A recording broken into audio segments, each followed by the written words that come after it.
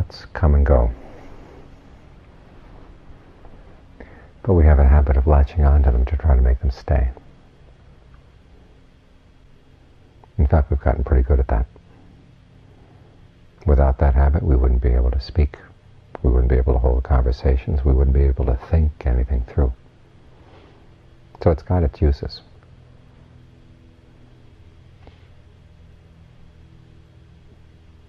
But we also learn that it has its disadvantages. Many times it weighs us down with all kinds of suffering, all kinds of stress. When the mind goes overboard in its thinking.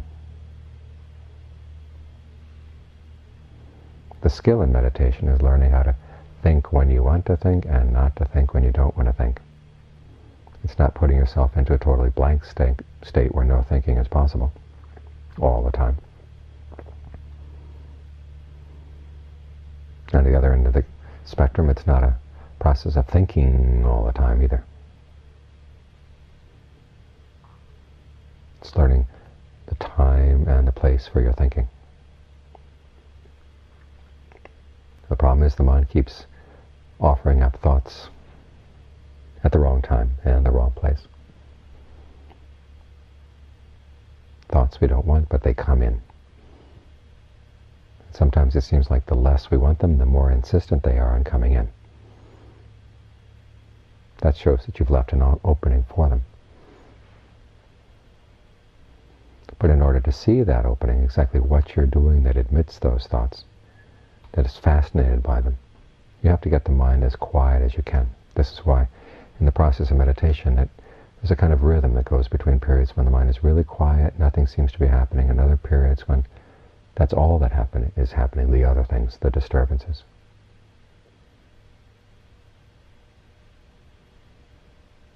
There's a kind of rhythm to the practice, and the skill in the practice is learning how to make the use of whatever level of concentration you've got to deal with the thoughts.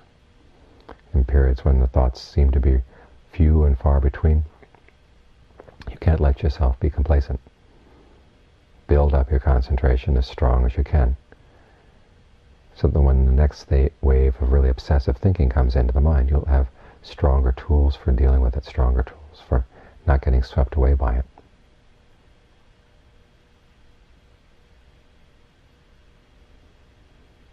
So keep this point in mind. When thoughts come in, remind yourself there always is a part of the mind that's not involved in the thinking. This is easier to realize when you've been working on developing a large frame of reference for your concentration. Once the breath gets comfortable, immediately move out and let that comfortable sensation spread to other parts of the body. Get used to having this enlarged frame. Because if your mind is totally one-pointed, focused on one little part of the body, it's very easy to knock it over. Because one thought can come in and fill up that little one point, and there you are. Your concentration's destroyed.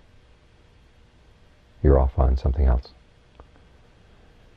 But if your area of awareness has a broader base, all the way from the feet up to the head, all around the body, and if you think of that as a space, then when the thoughts come and go, they have a space they can go through and they don't run into anything. They just go right out the other side.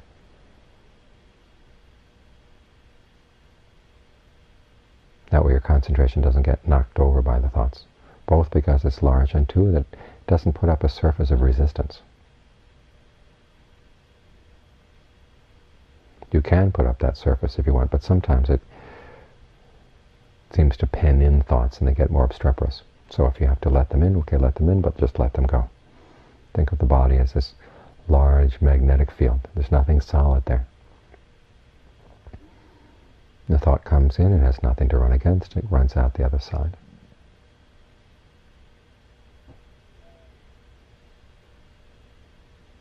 This way you begin to realize that there's nothing you necessarily have to fear about the thinking. You don't want to focus on the thoughts, but you have the choice of focusing on them or not if you want to. But it's always knowing that you don't have to focus, that you have a place to go to.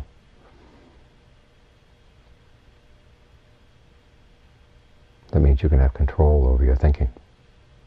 You just switch back to that mode of that enlarged awareness and stay there. Now, I don't think that that enlarged awareness is what the Buddha is talking about when he says, when he's referring to the unconditioned. It's more like his reference to the word dhatu, which means property.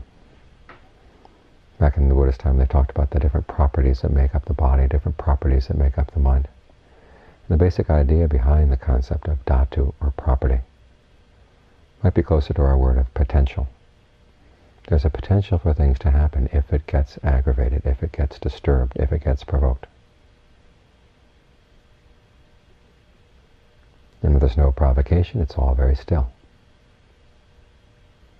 This is how they explained fire. They said fire lies latent in everything. And if you stir it up by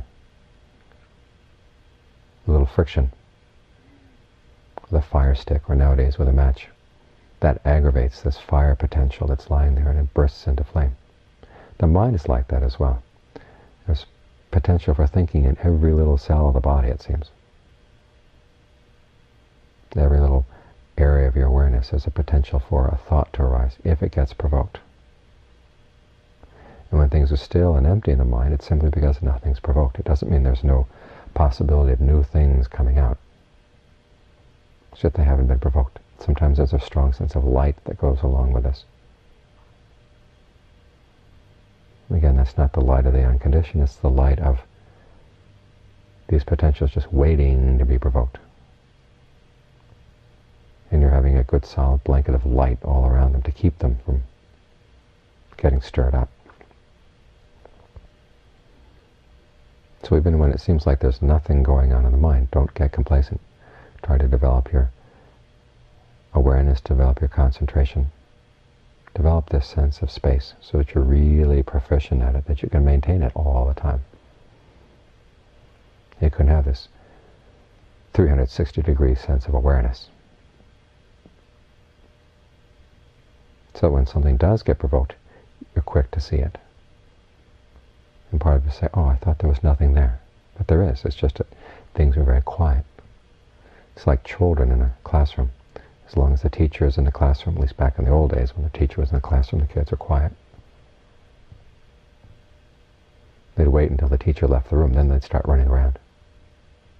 Teacher comes back in, they get quiet again. My older brother tells a story from when he was in grade school. He had a really sharp teacher. And one day she left the classroom to go down to the women's restroom to have a smoke. The kids, of course, were running around the room until they heard her coming up the stairs, and everybody else in the room sat down very quietly, except for my brother, who continued running around. He was just so excited. So, of course, she caught him running around the room. So after the class, she took him aside and she said, look, you've got to learn how to be sneaky. Listen for when I come up the stairs, then stop running around. It's the kind of teacher you learn to love. But this is the way it is with the mind. When we're very mindful and our mindfulness fills the body, fills our awareness, things get very quiet.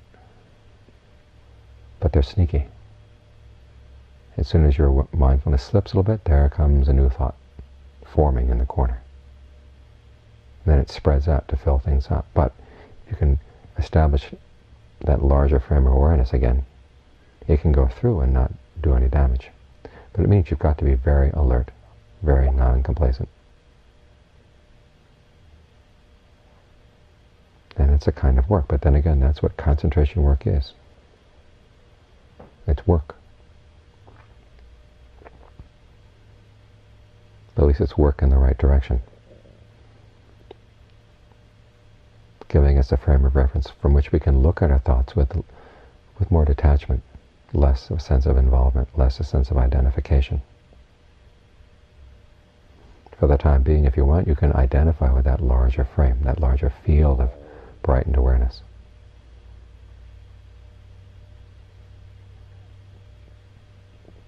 After all, the process of identification doesn't end all at once. It goes from more blatant blatant, obvious things to more and more refined things. So learn how to use it so you don't latch on to things that are harmful for yourself, for thoughts that pull you off into greed, anger, and delusion, that stir up all these other potentials that are there in your mind as well.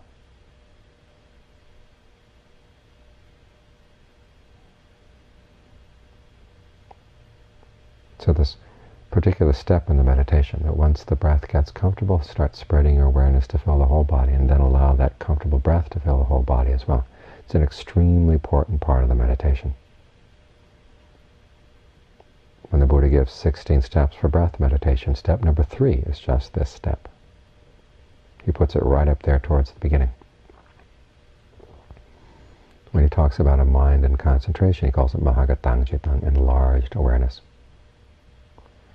The images he gives for the states of right concentration are images of enlargement. When you're first allowing that sense of ease and pleasure to permeate the body, he says it's like a bathman or a bathman's apprentice that would knead water through a ball of bath powder. Back in those days, they didn't have soap. They'd have a powder that was kind of like a flour. And then to bathe, they would make a dough out of it by kneading water into it. And again, you fill the whole ball of bath powder so that no part of it is dry and the water doesn't leak. This is the stage of working that sense of ease and pleasure throughout your whole body.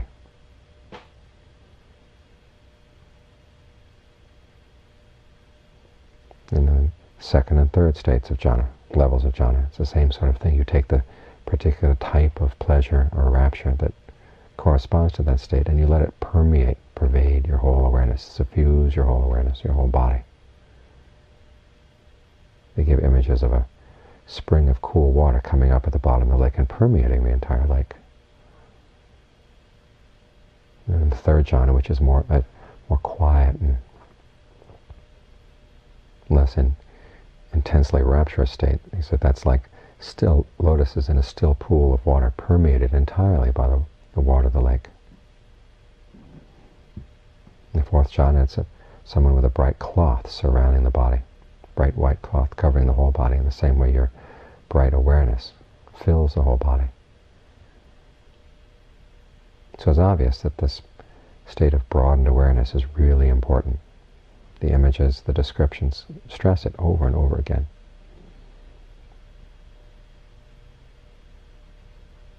Because on the one hand, it gives you a basis so that you don't get knocked over by distracting thoughts. It opens up your vision so it becomes more all around. 360 degrees all around you. So that you're aware of all these little potentials in the body, all these little potentials in the mind that can get provoked one way or another.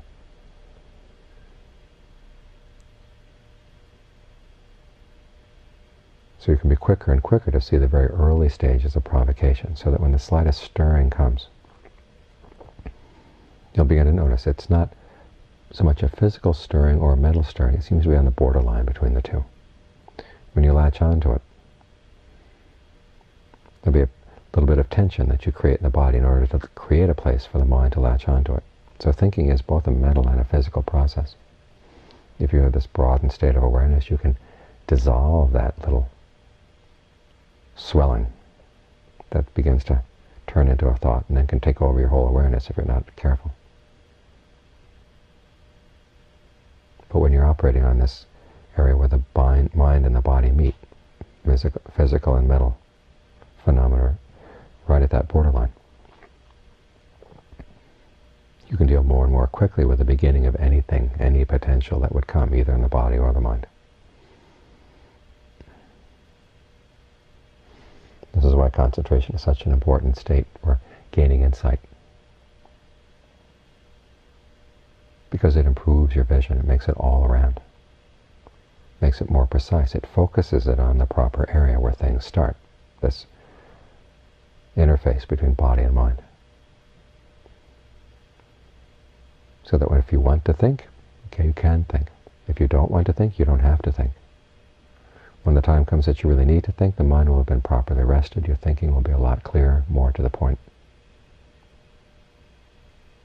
And the time comes to stop, you keep your thinking under control. It doesn't keep riding all out in all directions.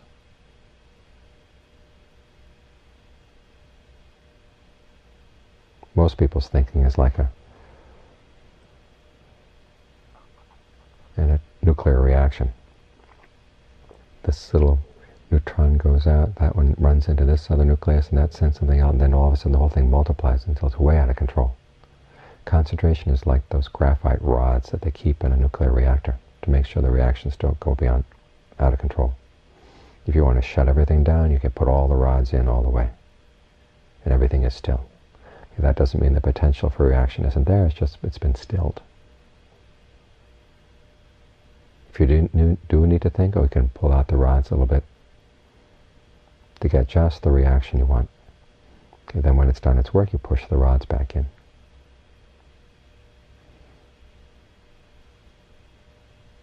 In this way, when thoughts come and thoughts go, you get whatever use you want out of them, but they don't take over your mind. You stay in control.